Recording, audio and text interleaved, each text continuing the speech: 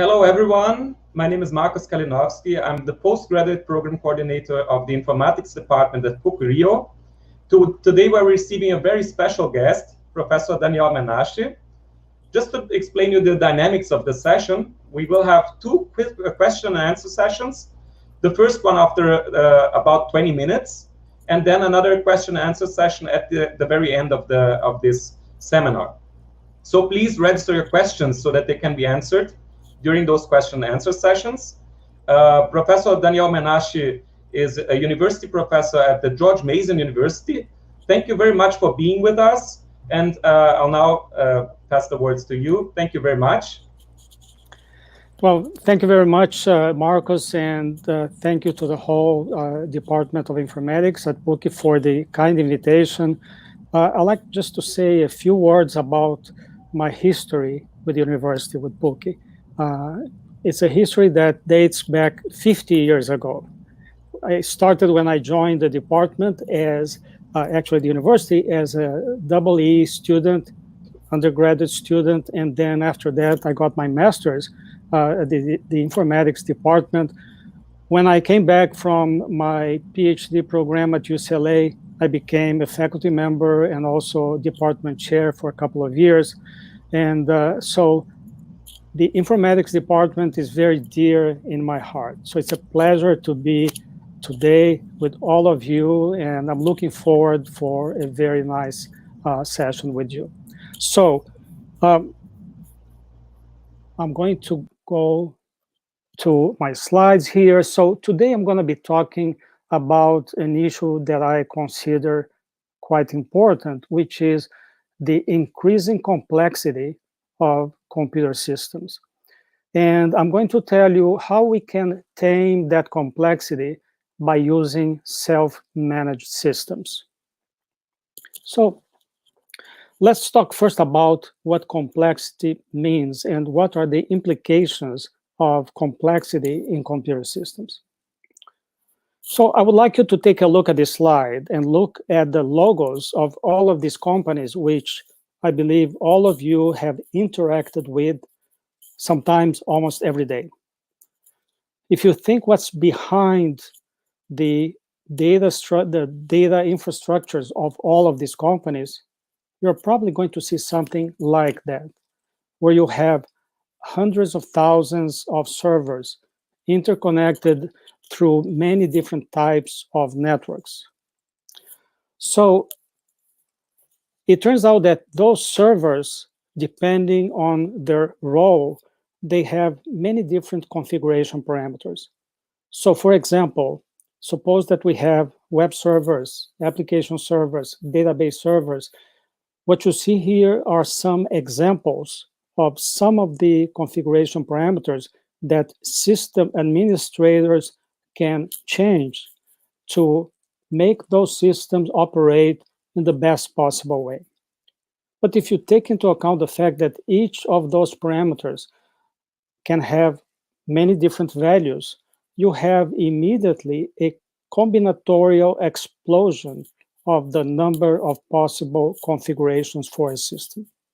Now, if you multiply that by the number of servers in a typical data center, you'll immediately realize that it's absolutely impossible for human beings to dynamically change the values of those configuration parameters to make sure that the system as a whole is operating at the best possible level. On top of that, we have the complexity of the software architecture, which is organized into many different layers, including user interface layers, service interface layers, and backend data access layers, along with security and communication layers that cut through all the other layers. So software architecture of these enterprises is very complex. Now, what happens when there's a failure in the system? Let's say you are in charge of managing the system, and all of a sudden the system fails, or the performance degrades to a point where the system is no longer achieving its functional operating point? Well, we need to replace this guy here in this picture by computers. We need to have computers to manage the systems because it's virtually impossible for human beings to do that. And so in the rest of my presentation, I'm going to be talking about what's called self-managed systems, but also known as autonomic systems. And you'll see why this terminology of autonomic systems is also used. Well, those systems, what they can do is they can manage themselves given high-level objectives, which are expressed either in terms of service-level objectives or utility functions. I'm going to explain what that is in a moment. But let's talk about service-level objectives. Some examples include average response time has to be less than 1 second, or the response time of 95% of the transactions has to be less than or equal to half a second, or the search engine throughput has to be at least 4,600 queries per second, or the availability of the email portal has to be greater or equal to 99.99%. Another example, the percentage of phishing emails filtered by the email portal has to be greater than or equal to 90%. These are just examples. But what I wanted to illustrate is that the system stakeholders determine those service level objectives. And it's up to these self-managed systems to make sure that these objectives are met all the time. Now, service level objectives are one way of expressing high-level objectives. The other way is through what we call utility functions. And I'm going to tell you in a moment what utility functions are. But before I tell you that, I want to tell you why service level objectives are important. For example, 1 second of additional page load time would cost Amazon $1.6 billion in sales per year. That's a lot of money. Conversions, which is when you go from a click to a sale. So conversions decline sharply in e-commerce sites when load times jump from 1 to 4 seconds. So in Walmart case, for every second of improvement they were able to get, they experienced a 2% conversion increase. And conversions, of course, represent actual sales. So that's the important part of it. In the case of Google, another example is that a lag time of 400 milliseconds results in 440 million abandoned sessions per month, the massive loss in ad revenue for Google. So what I want to tell you with that is that these service level objectives are extremely important because they translate into financial losses if those service level objectives are not met. So self-managed systems, they have to meet 4 different objectives. The first one is self-configuring. They have to be able to configure themselves at runtime, find new services that come online and bind services with other services. They have to be able to self-optimize. In other words, decrease the response time as much as possible, increase the throughput and the availability as much as possible, and so on, by tweaking the configuration knobs. They have to be self-healing, which means they have to be able to recover from failures, either in a reactive mode, meaning when a failure occurs, they have to be able to detect the root cause of the failure and bring the system into operation, or they have to be proactive, in the sense that they have to reconfigure the system so that failures don't occur or do not occur very often. Finally, self-managing systems, they have to be self-protecting from cyber attacks, either from cyber attacks that are known or unknown, meaning zero-day attacks. So because these different types of self-managing properties, we also call those systems self-star systems, and the star is just a wild card for the different properties. So in the early 2000s, IBM came up with a framework to think about self-managing systems. And this framework is called MAPE-K, where MAPEK stand for acronyms of what you see in this picture. So what we're looking at here is a managed element, meaning some system, some component that you want to manage automatically without human intervention. The manager itself goes through 4 phases. The first one is monitor, where it's monitoring what's going on with the workload, what's going on with the system, and so on. The second phase is the analyze phase, in which the output of the monitor phase is analyzed to determine whether any changes in the operating points of the system have to be made.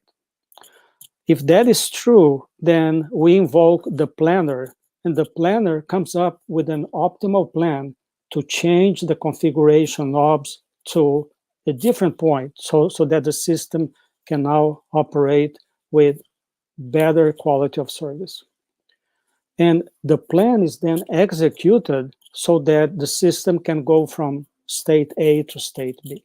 Now, all of that is done using a knowledge base which contains all series of models of operation of a system, models of the performance of the system, and so on. So MAPE-K actually means monitor, analyze, plan, execute based on knowledge. So this framework is very useful to allow us to reason about autonomic systems or self-managing systems. So in 2001, Paul Horn, a vice president for IBM, wrote a manifesto in which he said that the main obstacle to further progress in information technology is a looming software complexity crisis. Nowadays, we see systems that have tens of millions of lines of code. Just to give an example, the Ford F-150 truck has 150 million lines of code. I mean, one truck, 150 million lines of code. The other observation in that manifesto is that skilled IT professionals are required to install, configure, tune, and maintain these complex systems. There's a need to integrate many heterogeneous systems, which makes the complexity even bigger. So what all of that means is that we are reaching, or we have reached, the limit of human capacity to manage those complex IT systems. In addition, it is harder to anticipate interactions between components at design time. Those interactions change at runtime. So just designing and moving the system into production is not enough, because changes will occur at runtime. Computer systems are becoming too massive, complex to be managed even by the most skilled professionals. And the workload, the load of transactions and requests that come to a system tend to change very rapidly with time. So let me give you an example. What we're seeing here are three curves which show the variation of the number of requests sent to a web server over time. The top curve shows the variation over 1 week, and each point represents 1 hour. So what we see in that picture is what we would expect. So, you know, the workload is higher during the day, it's lower at night, and so on.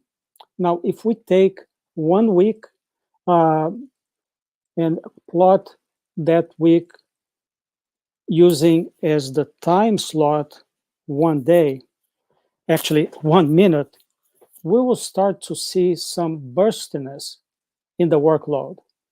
Whereas in the top figure, we saw a kind of very smooth variation and expected variation. In the middle one, we start to see very high variations in the workload. And then if we take 1 day from that workload and plot that by using 1 second as the time unit, we see a significant burstiness. As you can see, it's very difficult for a human being to track this variation of the workload and dynamically change the configuration of the system to adapt to this variation in the workload.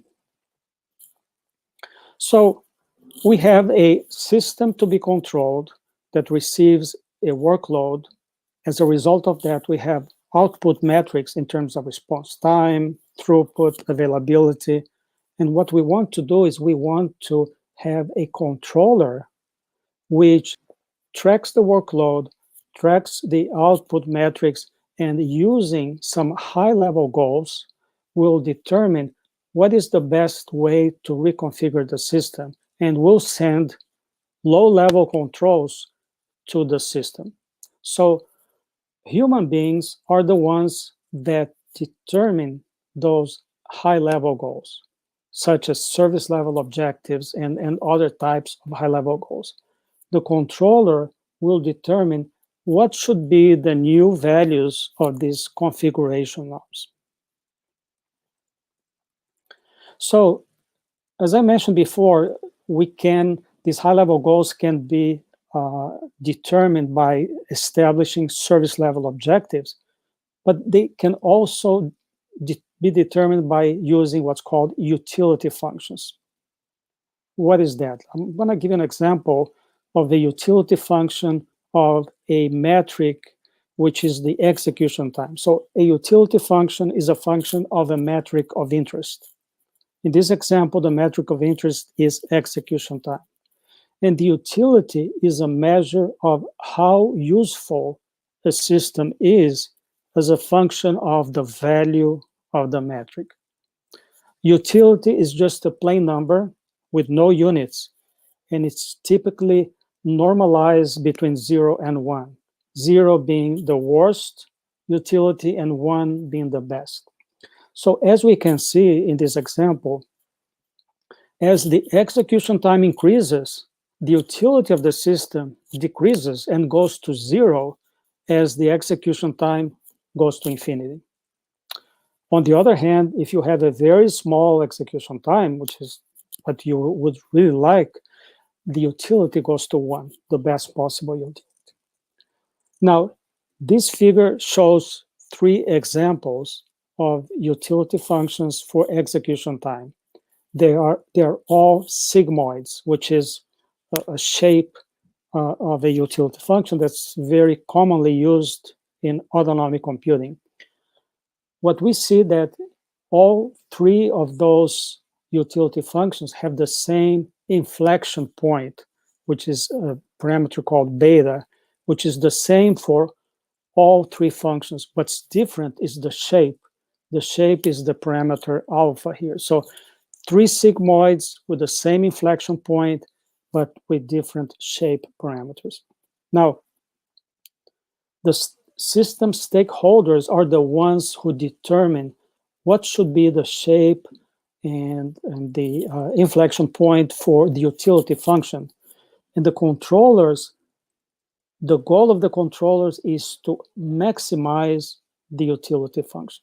Let me just give you one more example of utility functions. This one is for availability.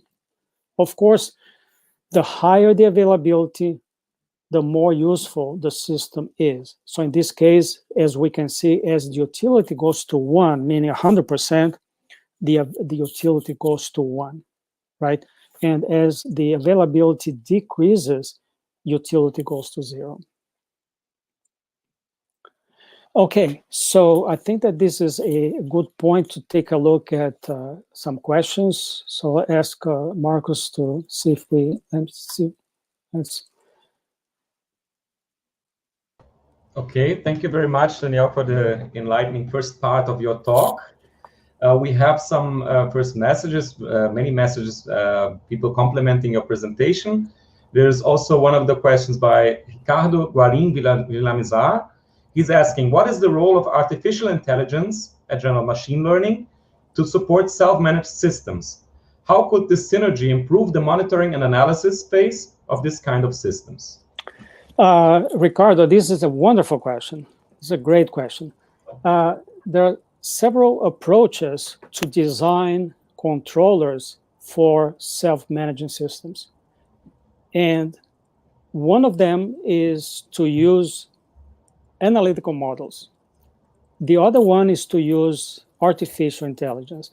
In the AI approach, the controller tries to learn a model of the system and then uses that learned model to operate the controller.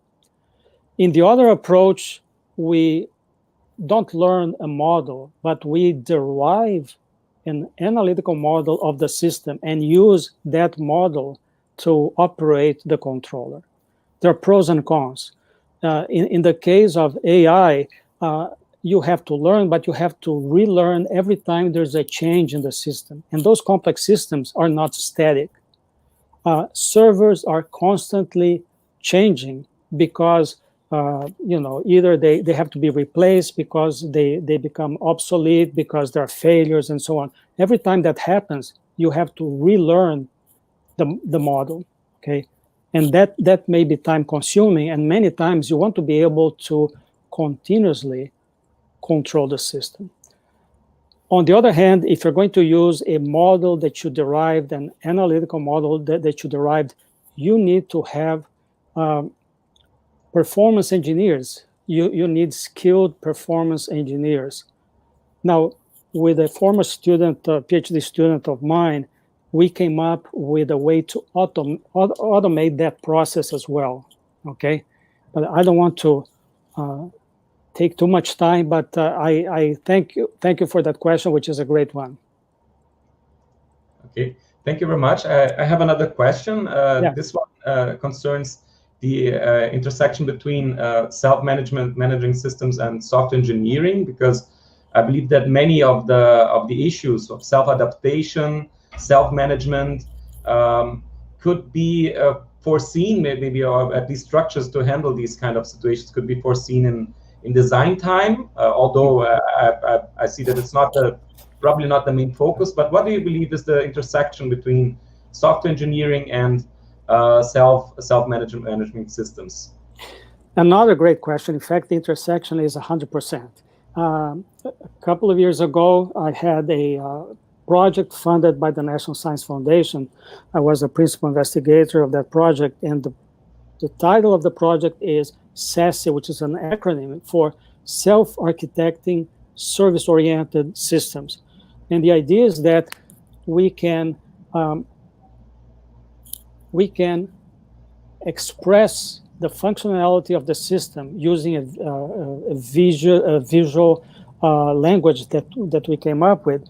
And what happens is that the system itself will come up with an optimal architecture, and once there are failures in the services that support the architecture, the system can re-architect itself. So the system can adapt itself so that at every point in time, the utility of the software system is maximized.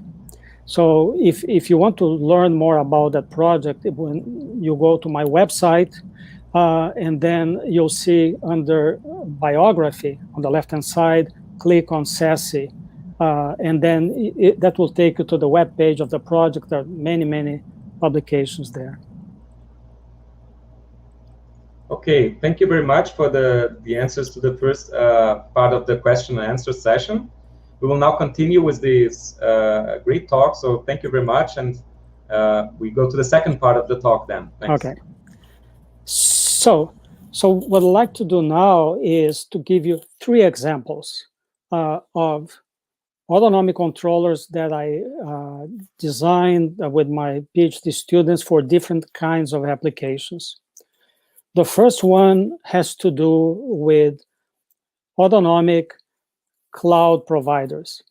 So the issue that we were worried about is the workload surges, the variations of workloads subject to cloud providers, and the elasticity, meaning how you can automatically increase or decrease the number of servers in such a way that you avoid the potential bad effects of workload surges. So here you have a few of the papers that we published on that. So let me explain what I mean by these workload surges. A few years ago, Google made public some traces of about 12,000 servers over a period of 29 days. So those public traces have very, very detailed elements about jobs submitted, their features, and so on. So this is an example of a snippet of those traces in which we can see that the workload increased by a 4.5 factor. And the question is, what's the impact of that surge on the execution time? As you can see here, the peak response time increased 37.5 times as a consequence of an increase of only 4.5 times in the workload. The other impact is that the peak in the response time occurs after the peak in the workload started to decrease. And in addition, we also see that the period of time during which the response time exceeds significantly the response time before the surge exceeds the duration of the workload increase. So the question is, how do we deal with an automatic elasticity that will prevent such a steep increase in response time? So the problem of cloud elasticity control is the following. You have requests arriving at a certain rate of lambda requests per second, and then you have a certain number of servers that will manage those requests. So let's say that you have C servers. Each one has a processing capacity of mu requests per second. Now, turns out that you don't want to have a fixed number of servers, because as the workload increases or as the workload varies, you would like to change dynamically the number of servers, either increase or decrease in accordance to the workload intensity. Okay. So the question is, how do we do that? Let me show you the result of using the autonomic controller that we designed on these Google traces, and we also used many other kinds of applications. But what we can see here is the following. Number one, the red line is the workload variation. So it goes from about 45 requests per second to about 110. So that's the peak of the workload, and then it decreases. Now, the other curve that we see here, that's the light blue, is the consequence of that surge on the response time. As we can see, the response time increases, reaches a peak, and then starts to decrease. Now the green light shows the processing capacity, the variation in the processing capacity of the cloud provider as more servers are added. In other words, C increases, and then as servers, the number of servers decreases because they're no longer needed. So as you can see, there's these small increases and then small decreases. The reason is that we do not want to use more servers than necessary, but we want to use as many servers as necessary to avoid that huge spike in the response time. And finally, the dark blue curve shows the response time when the controller is enabled. So the light blue is the response time without the controller, and the dark blue is the response time when the controller is enabled. In other words, it would be impossible for human beings to track all of this variation in the workload, but a controller can do that and can increase and decrease the number of servers. And just in case you're wondering how you increase and decrease the number of servers, is that those servers are virtual machines. So it's straightforward to, increase the number of virtual machines or decrease the number of virtual machines. Okay. So the second example that I wanted to talk about is the trade-offs between energy consumption and performance.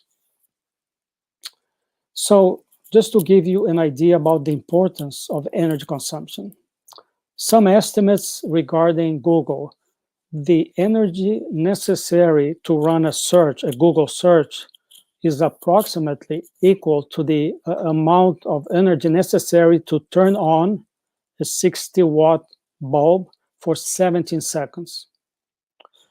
Google data centers collectively burn 260 million watts, which means approximately to 25% of the output of a nuclear power plant, which is enough energy to continuously power 200,000 homes. So for those data centers, energy consumption is key. It's very important because they need to be able to preserve and use as little power as necessary, but on the other hand, they have to be able to run their workloads and be able to run it in a very effective way. So modern CPUs have a feature that's called dynamic voltage and frequency scaling, which is DVFS. Those microprocessors are such that the dynamic power is proportional to the square of the voltage multiplied by the clock rate of the machine. And so by software, you can change that. You can change what is the plane, because you can typically they have 6, 7, or 8 different pairs of voltage and frequency, and you can change that by software dynamically. So what you need to do is you need to be able to dynamically vary the voltage frequency pair in such a way that you minimize energy consumption, but at the same time, you want to meet your performance goals. So I designed a controller to do that. Let me show you some of the results here. Let's say that this is the workload variation over time. So typically workloads vary, in a very unpredictable way. Okay. Now, what the controller does is it dynamically changes the voltage frequency pair so that in accordance with the workload variation, it will either increase the amount of, the frequency and the voltage, or decrease it in such a way that you will not violate your service level objective, which in this example, the service level objective is to have a response time of 4 seconds. So as you can see here, the variation of response time over time, it never goes above 4 seconds, and it stays almost at the 4-second level all the time as the voltage frequency level changes. So, of course, because the voltage frequency levels are discrete, you don't necessarily stay exactly at 4 seconds, but as soon as, for example, the workload intensity goes down, you can decrease your frequency. When it goes up, you increase the frequency, and you do that in such a way that you do not spend more energy than absolutely necessary to meet your service level objective. Okay? Finally, my last example is about a trade-off between security and performance. So security is not free.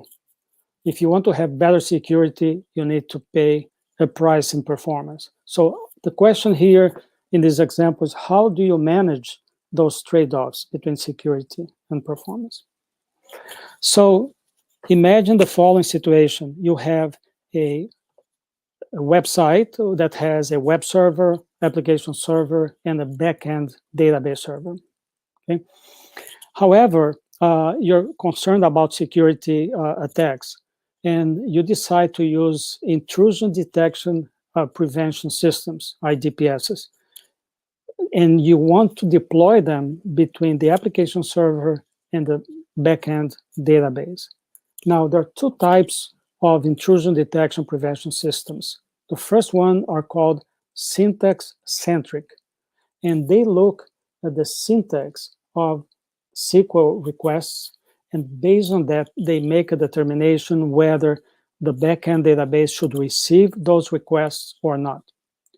The second type are data-centric IDPSs. They look at the data that's coming back from the database and going to the web server, and they decide whether that data should be sent back to the client or not. Because not all IDPSs have a 100% coverage, typically most organizations have more than one of each type. So what you want to do is you want to have a controller that can determine dynamically, depending on the role of the user, which IDPSs should be enabled for each query and of which type, okay? And that has to be done at runtime on the fly, okay? Let me show you an example here.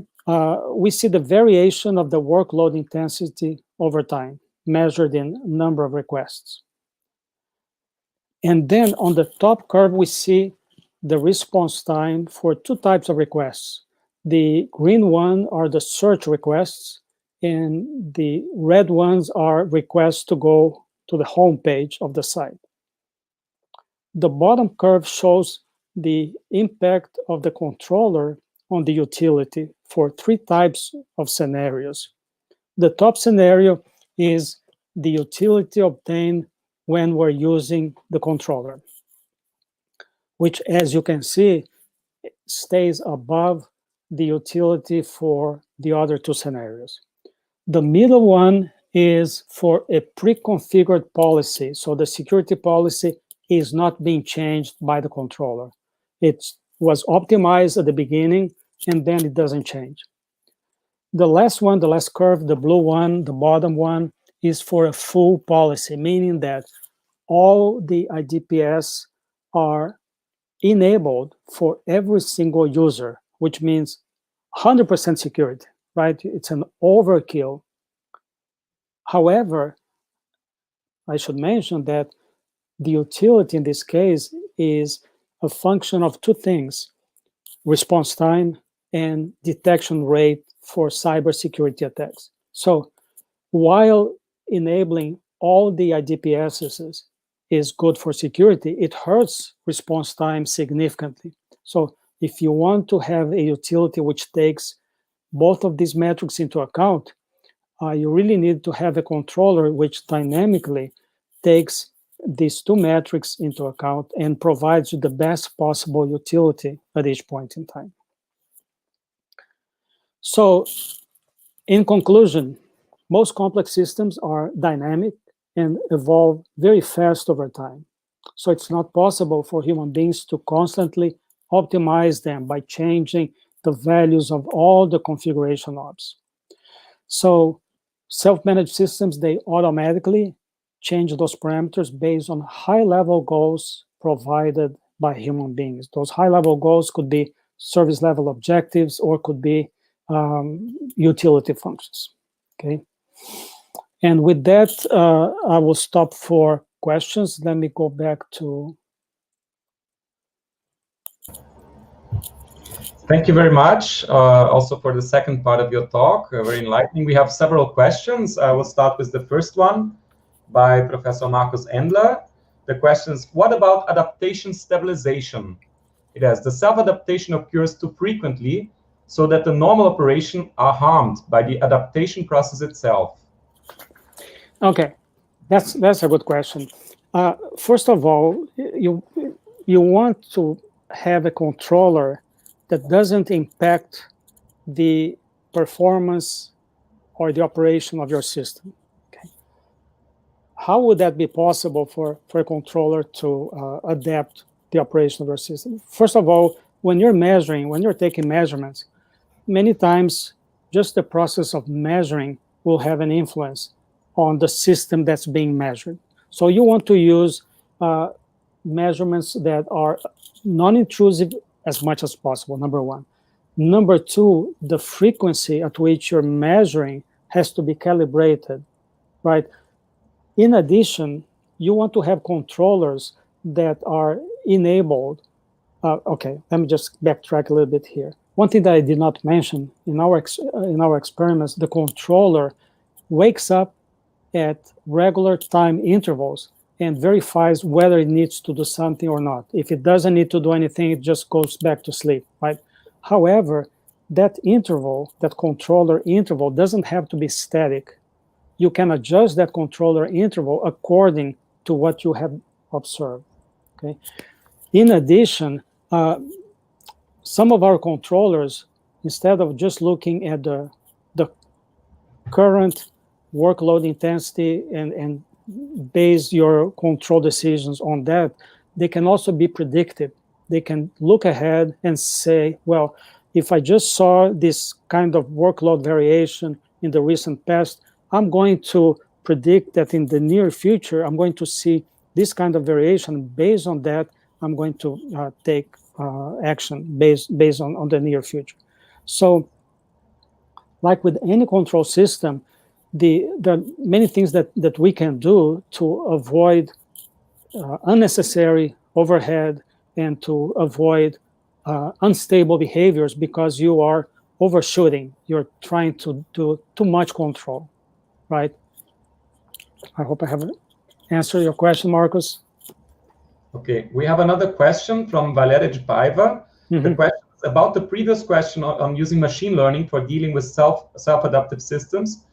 How can AI provide assurances of service when the learning is black box? Okay, Valeria, that's a good question too. So, see, the system, AI or machine learning, typically looks at the system as a black box. Now, it is possible to use machine learning coupled with some knowledge about the system.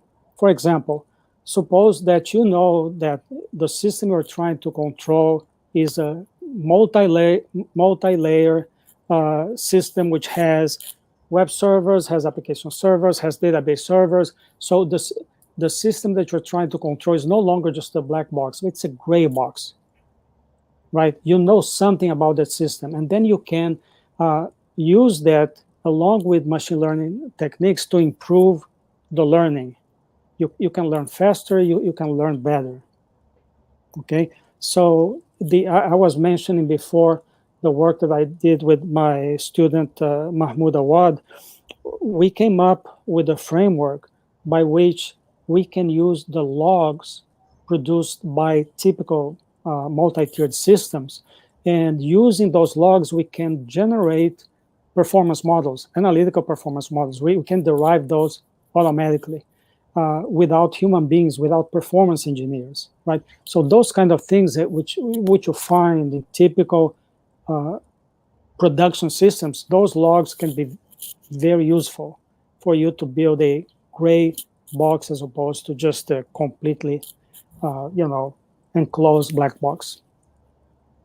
Thank you very much. We have another question, one more by Professor Markus Endler. Very interesting, this fine-tuning of the voltage frequency level. But how does a self-start controller has access to it?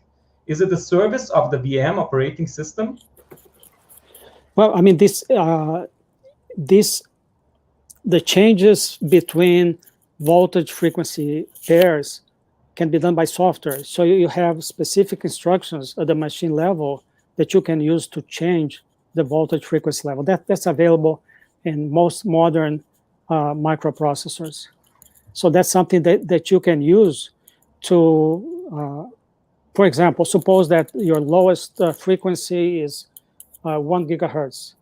The highest frequency is 3 gigahertz, and you have some other frequencies in between. So when you have a very high workload intensity, the controller will change to 3 gigahertz. When the workload intensity goes down, you can go down to as low as 1 gigahertz, okay?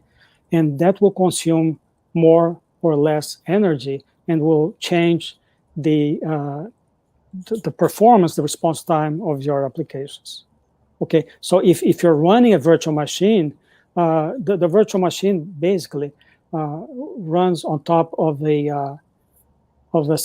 an emulated hardware machine. So the virtual machine monitor provides to the virtual machines an abstraction of the hardware machine, and that abstraction will include the instructions necessary to change the voltage frequency pair.